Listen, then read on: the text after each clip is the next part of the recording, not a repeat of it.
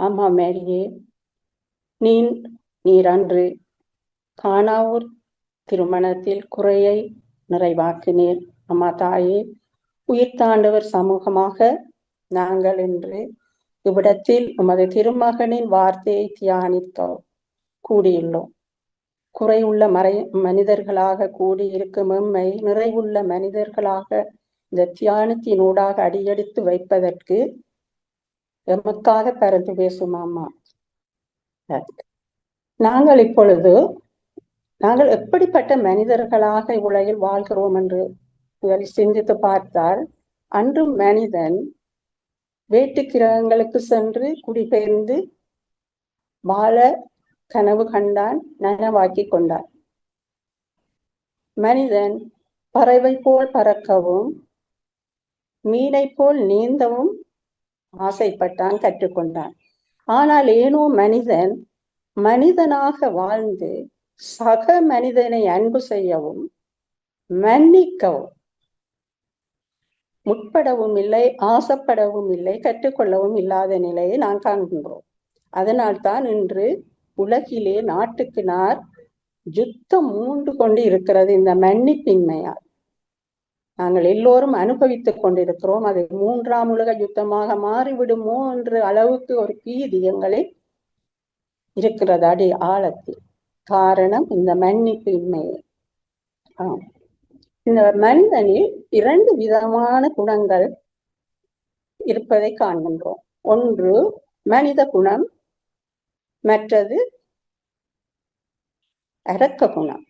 நாம் எதற்கு கூடிய உணவூட்டி வளர்த்து வருகின்றோமோ அதுவாக வளர்ந்து நாமும் அதுவாகவே மாறிவிடுகின்றோம்.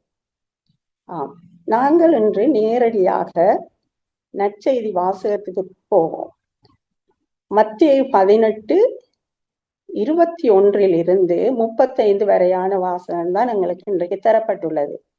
அதை நாங்கள் வாசிப்பதற்கு பதிலாக விளங்கிக் கொண்டே அதனுடைய கருத்தை விளங்கிக் கொண்டே போவோம், நேரம் காணாத காரணத்தினால். 21, 22 நாங்கள் பார்த்தால், பேதுரு இயேசுவை அணுகி கேட்கிறார், என் சகோதர சகோதரர்களுள் ஒருவர் எனக்கு எதிராக பாவம் செய்து வந்தால் நான் எத்தனை முறை அவரை மன்னிக்க வேண்டும் என்று 7 முறை மட்டுமாண்டு கேட்கின்றார். ஏன் அந்த 7 முறை என்று கேட்டார் என்று பார்ப்போமானால், நாங்கள் பழைய ஏற்பாட்டிலே ஆமோஸ் இறைவாக்கினருடைய புத்தகத்திலே 1ஆம் 2ஆம் அதிகாரத்துக்கு சென்றால், ஆண்டவர் ஒரே விதமான வார்த்தையை 7 இன நாட்டு மக்களுக்கு அதே வார்த்தையை கூறுகின்றார். நாங்கள் அதில் ஒன்றை மட்டும் இப்பொழுது பார்ப்போம். ஆமோஸ் இறைவாக்கினர் 1ஆம் அதிகாரம் 3ஆம் வசனத்தை பார்த்தால் எங்களுக்கு மற்ற 7 இடத்திலே அதே வசனம் கூறுவதை அறிகின்றோம். ஆண்டவர் கூறுவது இதுவே: தமஸ்கு நகரினர் எண்ணற்ற குற்றங்கள் செய்ததற்காக நான் கொடுத்த தண்டனை தீர்ப்பை மாற்றவே மாட்டேன் என்கின்றார். கொடுத்த தண்டனை தீர்ப்பை மாற்றவே மாட்டேன் என்கின்றார். அதனால்தான் யூத மக்கள் தங்களுக்கென்று ஒரு சட்டத்தை இயற்றி அதை தங்கள் மரபாக கொண்டனர். அதாவது, ஒரு நாளைக்கு ஒருவன் ஒரே குற்றத்தை செய்யும் போது 3 முறை மட்டும் மன்னிக்கலாம், அதற்கு மேல் பழி வாங்கலாம் என்று இருக்கிறது. ஆகவே தான் நாம் மத்தேயு 5ஆம் அதிகாரம் 38 இவ்வாறு வாசிக்கின்றோம். அதாவது, கண்ணுக்கு கண், பல்லுக்கு பல். ஒரு கண்ணை எடுத்தால் மற்ற கண்ணை எடுக்கலாம், ஒரு பல்லை எடுத்தால் மற்ற பல்லை, பழிக்கு பழி. அது இயேசு என்று கூறப்பட்டிருப்பதை நீங்கள் கேள்விப்பட்டிருக்கிறீர்கள் அல்லவான்னு கேட்கிறார். இப்பேதுரு 7 முறையா என்று இயேசுவிடம் அணுகிய போது இயேசு ஒரு படி உயர்வாக சென்று அழகாக கூறுகிறார், 7 முறை மட்டுமல்ல 70 தடவை 7 முறை என்று கூறுகிறார். அதாவது அதுல 7 என்றது முழுவண்ணாக இருக்கட்டும் ஒரு பகுதியில, ஆனால் 490 முறை மட்டுமா என்ற கேள்வி பலருக்கும் எழலாம். ஆண்டவர் கணக்கு கால்குலேஷன் செய்ய இதற்கு வரையில்லை. அவர் கூறுவது ஒரு ஆழமான செய்தியை. அந்த செய்தியை தான் நாம் இன்று பார்க்க போகிறோம். அதாவது மன்னிப்பு. அது எப்படிப்பட்ட மன்னிப்பாக இருக்க வேண்டும் என்று அவர் அழகாக சொல்லுகிறார். பேதுருவிடம் 7 முறை மட்டுமல்ல 70 தடவை 7 முறை என்று கூறுகிறார். ஆகவே அவர் ஒரு ஆழமான செய்தி என்னவென்றால் மனித இயல்பை மாற்றும்படியாக கேட்டுக்கொள்கிறார். உன் இயல்பிலிருந்து புது மனிதர்களாக வாழ வேண்டும் என்றதுதான் அந்த செய்தி. அந்த மன்னிப்பு எப்படி இருக்க வேண்டும்? உள்ளத்தின் ஆழத்திலே நிபந்தனையற்ற விதமாக பரிவின் நிமித்தம் பரிவு கொண்டு அளவற்ற முறையில் மன்னிப்பதுதான் ஆண்டவர் இன்றைக்கு தரும் செய்தி. அதற்காக இயேசு என்ன செய்கிறார்? அவர்களுக்கு இன்னும் அழகாக விளக்கப்படுத்துவதற்காக ஒரு உவமையை சொல்கிறார். அதாவது மத்தேயு அதிலே 18 23 27 மட்டும் நாங்கள் வாசிப்போமானால் அதன் முதல் பகுதி எப்படி வருகிறது? அது ஒரு அரசர் தன் பணியாளருக்கு கடன் கொடுக்கிறார். எவ்வளவு? 10,000 தாலந்து, அது விலை மதிப்பற்ற ஒரு தொகையை கொடுக்கிறார். அவர் கூப்பிட்டு அதை திருப்பி கேட்ட பொழுது அவனால் அதை திருப்பி கொடுக்க முடியவில்லை என்கின்றார். ஆனால் அவர் திருப்பி தரும்படியாகவே கேட்கின்றார். எவ்வாறு? அவன் மனைவி மக்களோடு அவனுடைய உடைமைகள் யாவற்றையும் விற்று பணத்தை திருப்பி அடைக்க ஆணையிட்டார். உடனே அப்பணியால் காலில் விழுந்து பணிந்து, என்னை பொறுத்தருக்க எல்லாவற்றையும் உனக்கு திருப்பி தந்து விடுகிறேன் என்ற பொழுது அப்பணியாளன் பரிவு கொண்டு அவனை விடுவித்து அவன் கடன் முழுவதையும் தள்ளுபடி செய்கின்றார். நாம் இது ஒரு விண்ணரசு பற்றிய உவமை. இது எமக்கு என்ன செய்தியை சொல்கிறோன்றது என்று பார்த்தால், யார் அந்த அரசர்? இயேசு கிறிஸ்து. யார் அந்த பணியாளர்? மக்களாகிய நாம் ஆதி பெற்றோர் முதல் மனித இனம் இறைவனுக்கு எதிராக செய்த அந்த பாவத்தின் கனம் வெயிட்தான் அந்த 10,000 தாலந்து ஒரு விலைமை பெற்ற ஒரு பெரிய ஒரு இதை ஆண்டவர் குறிப்பிடுகிறார். ஆகவே அதை யாரால் செலுத்த முடியும்? மனிதனால் செலுத்த முடியாது. இறைவனுக்கு எதிராக செய்த குற்றம் இறைவன் தான் எங்களுக்கு மன்னிப்பு தர வேண்டும். அதுதான் நாங்க கவனிக்க வேண்டிய விஷயம். மனிதனால் தர முடியாது. ஆகவே ஆண்டவர் என்ன செய்கிறார்? தனது திருமகனை உலகுக்கு அனுப்பி புதிய உடன்படிக்கையில் இயேசு எங்களுக்காக சிலுவையிலே மரித்து அந்த கடன் பத்திரத்தை முழுமையாக அடைத்து விடுகிறார். பரிவின் நிமித்தம், எங்கள் மேல் கொண்ட பரிவின் நிமித்தம் முழுமையாகவே அதை அடைத்து விடுகிறார். அந்த கடன் தொகையை நாங்கள் ஆழமாக சிந்திப்போமானால் அது எப்படிப்பட்ட ஒரு மன்னிப்பு என்பதை நாங்கள் கற்பனை கூட பண்ணி பார்க்க முடியாது. இறை தந்தையோடு தொடர்பட்டு ஒரு அயன் கேட் போட்டு விட்ட மாதிரி எந்த தொடர்புமே இல்லாம இருந்த மக்களை இயேசு கிறிஸ்து தனது சிலுவை மரணத்தில் அந்த கடன் பத்திரத்தை செலுத்தியதினூடாக எங்களை ஒப்புரவாக்குகின்றார். பாவ மன்னிப்பை பெற்று தருகிறார். நித்திய வாழ்வுக்கு வழி சமைக்கிறார். இதுல பெருமதி நாங்கள் விளங்கிக் கொள்ள வேண்டும் என்றால், அந்த கடவுளாகிய இயேசு கிறிஸ்து மனிதனுடைய பாவத்தை மன்னிக்கா விட்டால் என்ன நடந்திருக்கும் என்று ஒரு கணப்பொழுது நாங்கள் சிந்திப்போமானால், நித்திய நரகம், நித்திய சாவு, மீட்பு இல்லை. அதோட ஆழம் எங்களால் விளங்கிக் கொள்ள கஷ்டமாக கூட இருக்கு. அந்த அளவு பெரிய ஒரு தொகையைத்தான் இந்த முதலாவது பகுதியிலே இயேசு கிறிஸ்து எங்களுக்கு சொல்கின்றார்.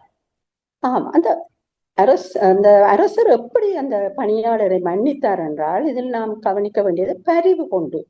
அந்த பரிவுன்றத அர்த்தம் தான் என்னன்னு பார்த்தால், எனக்கு ஒரு குருவானவரின் மறையுரை மனதில் நன்றாக பதிந்திருந்தது. ஏனென்றால் பரிவை பற்றி அவர் அந்த இதை கூறினார். அதாவது ஒரு மரண வீட்டை எடுக்கின்றார். 3 விதமான மக்கள். முதலாவது கூட்டத்தினர் மரண வீட்டுக்கு வெளியிலே அமர்ந்து கொண்டு இந்த மரணித்தவரை பற்றி குறை குற்றங்களை விமர்சிக்கிறார்கள். இரண்டாவது மக்கள் கூட்டத்தினர் மரண வீட்டுக்கு வெளியிலேயே வேறொரு மூலையில் இருந்து கொண்டு மரணித்தவரை பற்றிய நிறைவு அவர் செய்த நல்ல காரியங்களை விமர்சித்துக் கொண்டிருக்கிறார்கள். அதாவது அவர் வாழ்க்கையில் கடைபிடித்த நல்ல விழுமியங்கள், வாழ்வின் விழுமியங்களை எல்லாம் விமர்சித்துக் கொண்டிருக்கிறார்கள்.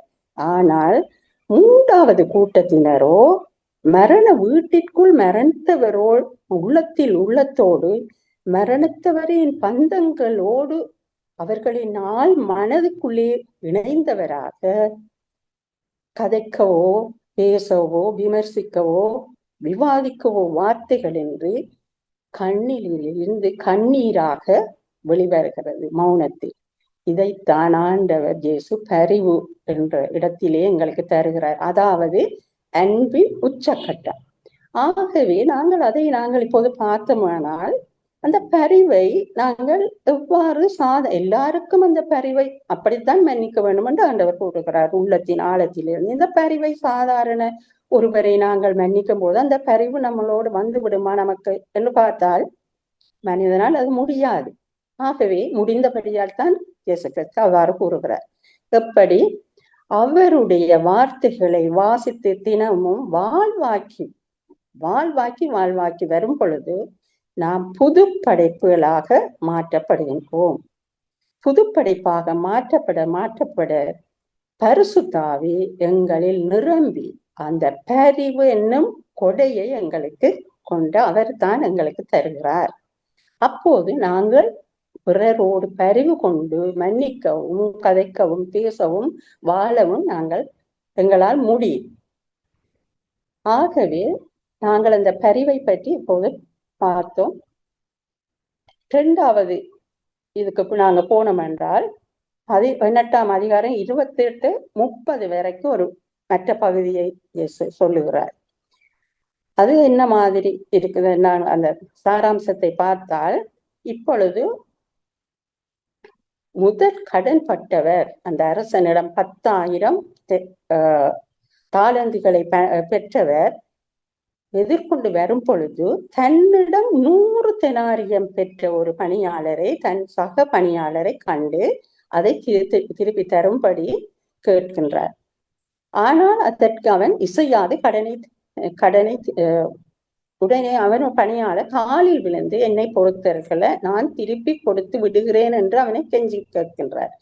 ஆனால் அவன் அதற்கு இசையாது கடனை திருப்பி அடைக்கும் வரை அவனை சிறையில் அடைக்கின்றான். இதுதான் நாம் சக மனிதர் யாரு? பாவிகள். ஆகவே அதனுடைய பெருமதியும் 100 தெனாரியம் தான். மனிதன் கடவுளுக்கு எதிராக செய்ததுதான், பரிசுத்தராகிய கடவுளுக்கு எதிராக செய்த கடன் பத்திரம்தான் 10,000 தாலந்து பெருமதியானது. சக மனிதர் எங்களோடு இருக்கக்கூட பாவி, நான் பாவி, என்னோடு பேசுறவரும் பாவி. ஆகவே நான் அவர் ஒரு தவறை செய்தால் நான் அந்த 100 தெனாரியத்துக்குரிய கணந்தான் அதில் இருக்கிறது. அதை அவிடுத்தே மன்னித்து கறிவு கொண்டு மறந்து விடுறது. ஆனால் நாங்கள் எப்படி மறக்கின்றோம்? அவரையே மறந்து விட வேண்டும் என்றுதான் மன்னிக்கின்றோம். அவர் எதிர்கொண்டு வரும் பொழுது நாங்கள் வேறு திசையால் செல்லுவோம் என்று எத்தனிக்கின்றோம். அவ்வாறுதான் எங்களுடைய மன்னிப்பு இருக்கிறது. இதை ஆண்டவர் இயேசு கூறவில்லை. சாதாரணமாக நாங்கள் எப்படி மன்னிக்கின்றோம்? நான் பெரிய ஒரு இடத்துல இருக்கிறேன், எனக்கு பரந்த மனம் இருக்கிறது, நான் மன்னிக்கிறேன் என்ற ஒரு கருப்ப சிந்தனை கொண்டவனாக நாங்கள் மன்னிக்கிறோம் பிறரை. அதுவும் ஆண்டவர் ஏற்றுக்கொள்ளவில்லை, அந்த மன்னிப்பை பற்றி கூறவில்லை. சில வேளைகளில் நாங்கள் அநேகமான பேர் மன்னிக்கின்றோம். ஏன் இயேசு கிறிஸ்து சொல்லியிருக்கிற நாங்க மோட்ச ராஜ்யத்தை அடைய வேணும் என்ற இது உள்ளவர்களும் மன்னிக்கின்றோம். ஆனால் மன்னித்து விட்டு மறப்பதில்லை, ஆளத்தான் மறக்கிறதுக்கு எத்தனிக்கின்றோம்.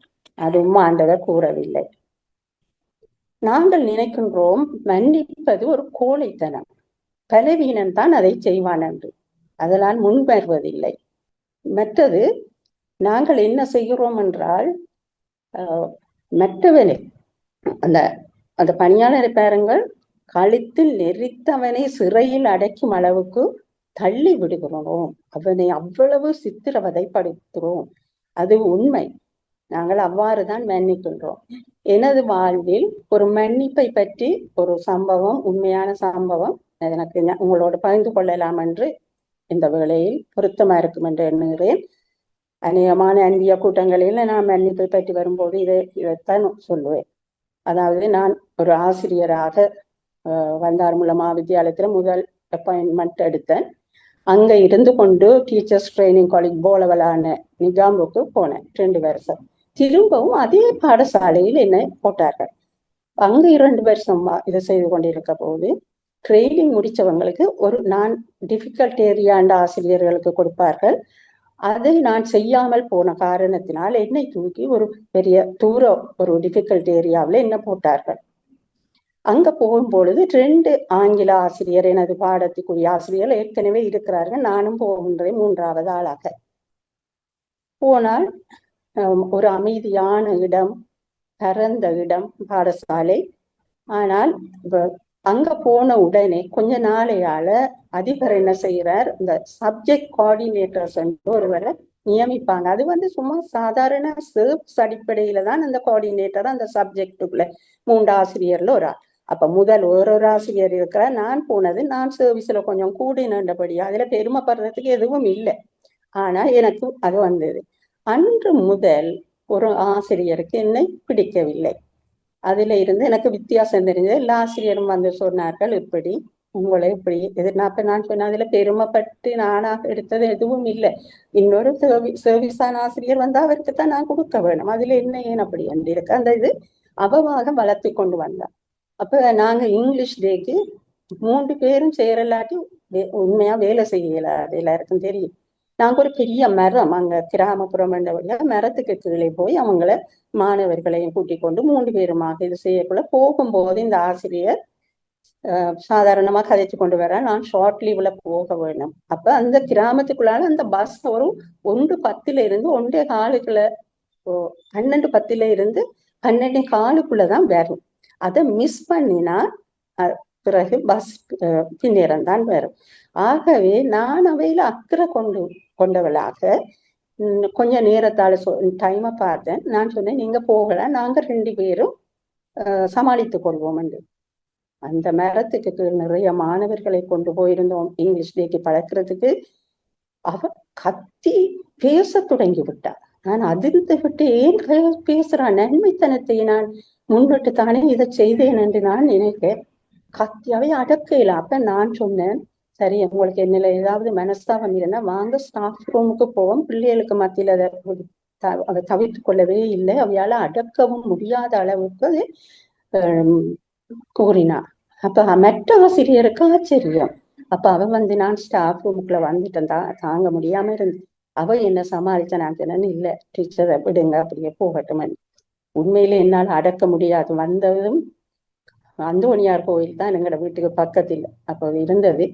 போய் கடைசி சீட்டில் இருந்து விம்மியால தொடங்கி விட்டேன் தேவன கண்ணியை பார்த்து. ஆனா நான் ஆண்டவர்கிட்ட கேட்டது இப்பவும் எனக்கு ஞாபகம் வருகிறது. ஆண்டவரே, நீங்க 70 தடவை 7 முறை என்று சொல்லியிருக்க, நான் இதுல இருந்து வலுவாமல் நடப்பதற்கு உங்களோட அருளை மட்டும் எனக்கு தாங்க. நான் அந்த ஆசிரியரோட, அவன் பிரசமய கிறிஸ்தவர், நான் அவையோடு கூட சரியாக நடக்கிற எனக்கு உம்முடைய அருள் இல்லாட்டி எனக்கு கஷ்டம், அவ்வளவு வேதனை இல்லை, உமக்கு விளங்கும் ஆண்டவரே, உங்களுக்கு தான் தெரியும் இதன்று சொல்லி விதட்டார். நீங்க சொன்னா நம்ப மாட்டீங்க, அவ 16 ஆண்டுகளாக அந்த பாடசாலையில படிப்பித்துட்டு இருந்தவர். 10வது நாள் கடிதம் வருகிறது. நான் படிப்பித்துக் கொண்டிருக்கிறேன். ஆசிரியர்கள் அந்த போஸ்டியன் வந்ததும் ஓடி சென்று குவிந்து ஏதோ கதைக்கிறார்கள். அதற்கு பிறகு கேள்விப்பட்டேன், இந்த குறிக்கப்பட்ட ஆசிரியருக்கு அவ பிரெக்னன்ட்டும் கூட. வருத்தமா இருக்கும் பொழுது அவருக்கு எங்கேயோ ஒரு தொலைவில் ஓட்டோ பிடித்து உள்ளுக்கு போற ஒரு தொலைவுல ஒரு பாடசாலை மாற்றம் வந்திருக்குது.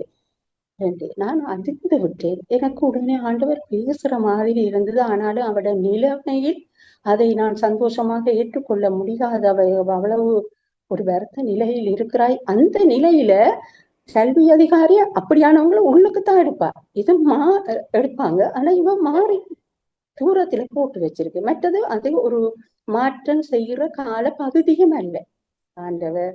ஆகவே நான் இதுல சுருக்கமா சொல்ல போறது, ஆழமாக மன்னிக்கும் பொழுது ஆழமாக நான் ஆண்டவர்கிட்ட ஒப்பு கொடுத்துட்டேன். ஆண்டவரே, நான் இதை எதுவுமே செய்ய மாட்டேன்னு முழு ஒப்பு கொடுத்தேன். நாம செய்வோமே நம்மளோட 4 படிமுறைகள், அது மாதிரி நான் அந்த 3வது படிமுறையை அப்பவே செய்திருக்கிறேன். முழுமையா ஒப்பு கொடுத்தேன். நான் எனக்கு இது கிடைச்சது. ஆனா அவவும் மாற்றலாய் செய்யனா, நான் அதே பாடசாலையில் படிப்பித்துட்டு இருக்கும்போது அவைக்கு ஒரு வயது குறைந்த, அவே வயதுல 2 வயது குறைஞ்ச பெரிய ஒரு தங்கச்சி அப்நார்மல் பெட் ரீடனா இருக்கிறார்.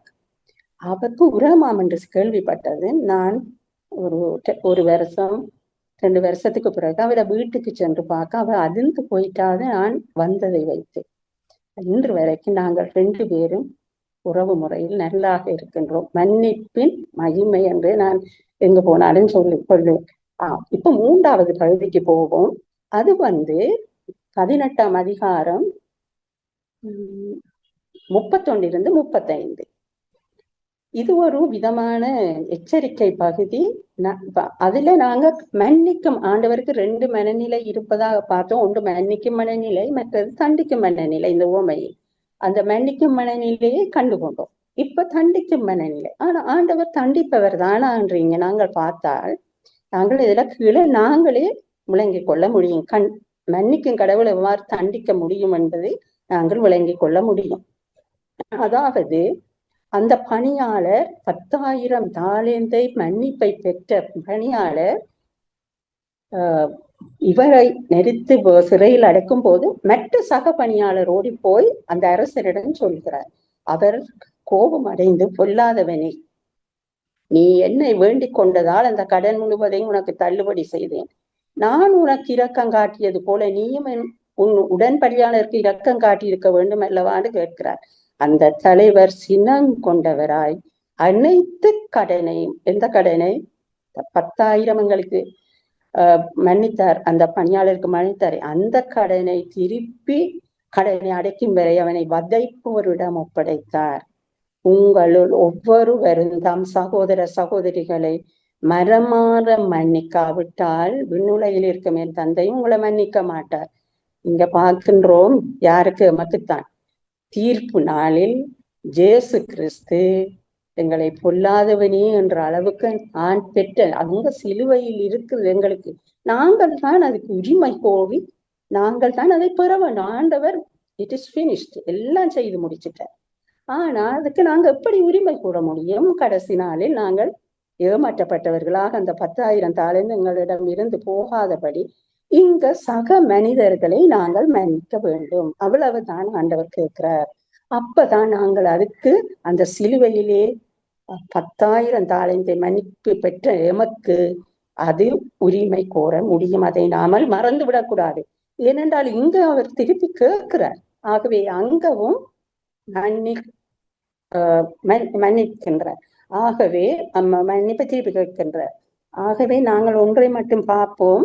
ஆண்டவர் தண்டிப்பவர். ஆண்டவர் ஒரு ஆபீஸ் இருக்கு, அதுல அனுமதியின்றி உட்பிரவேசியாது என்றோடனே நாங்க என்ன செய்யறோம்? குறுக்கு வழியால போறோம், அடிபடுறோம். ஆருக்கு தண்டனை? நமக்கு நாமே தண்டனை பெறுகின்றோம். வாகன இதுல ஒரு அனுமதி பத்திரம் கிடைக்கிறது, பயிற்றுவித்து ஹைவே கோடுகள் எல்லாம் கட்டு தந்து நீ இப்போது ஃபிட், நீ போய் வாகனம் செலுத்தலாம். ஆனால் இங்க டிராபிக்கை பார்த்து தாறுமாறாக ஹைவே கோடுகளை மதிக்காம போறோம், விபத்திச்சுக்கிறோம். யாருடைய பிள்ளை? எங்களுக்கு. நாங்கள் அதே மாதிரி இயேசு எங்களுக்கு பல கட்டளைகளை இந்த உலகத்திலே தந்திருக்கிறார். அதாவது நீங்கள் உங்கள் காணிக்கையை செலுத்தும் பொழுது அது உங்களுக்கு தெரியும், முதல் மன்னித்துட்டு வாங்கன்ற. மத்திய 18:35 உங்களை ஒவ்வொருவரும் சகோதர சகோதரி மனமாற மன்னிக்கா விண்ணகத்தன்னையும் மன்னிக்க மாட்டார் என்றார். மத்திய 7:2 நீங்கள் அளிக்கும் தீர்ப்பையே நீங்களும் பெற்றுக்கொள்வீர்கள். நாங்கள் தான் எங்களுக்கு தீர்ப்பளிக்க போகின்றோம். ஆகவே பரல மந்திரத்தில பிறர் குற்றம் நாங்கள் மன்னிப்போது நம் குற்றங்களை மன்னித்திட அறிக்கையிடுகின்றோம். கட்டளைகள் தரப்பட்டிருக்கிறது. நாங்கள் இங்கு மன்னிக்கும் பொழுதுதான் எங்களுடைய சிலுவையில் செலுத்தப்பட்ட கடன் பத்திரம் 10,000 தாலேந்து பெருமதி மிக்க விலை மதிப்பற்றதை நாங்கள் பெற்றுக்கொள்கிறோம். இல்லாட்டி நாங்கள் கடைசி நாளில் ஏமாற்றமடைந்தவர்களாக மாறுகின்றோம். அன்பார்ந்த சகோதரர்களை, சேர்த்து வைக்கும் எந்த நீரும் எந்த நாளும் சுத்தமான நீரா இருப்பதில்லை. அது சாக்கடையாக மாறி ஒரு நாள் துர்நாற்றம் வீசும். பிழையாக சேர்க்கும் எந்த பணமும் எந்த நாளும் நல்ல பணமாக இருப்பதில்லை, ஒரு நாள் கருப்பு பணமாக அதே போலதான் எங்களுடைய அன்பும் மன்னிப்பும் எங்களுக்குள்ளேயே இதுக்குள் பறந்து செல்லாவிட்டால், அப்படியே பறந்து எல்லாருக்கும் சொல்லாமல் வரையறுத்து வச்சோமானால் அது அப்படியே அது ஒரு சுயநலமா மாறி தலைக்கணமாக மாறி மன்னிக்காத மனநிலைக்கு மாற்றிக்கொள்ளும். இதை சிந்தித்தவர்களாக நாங்கள் அந்த 10,000 தாலேந்தை பெற உரிமை கோருபவர்களாக இந்த 100 தெனாரியத்தை இந்த உலகிலே மன்னித்து தந்த கட்டளைகளை அனுசரித்து நாங்கள் வாழ கற்றுக்கொள்வோம்.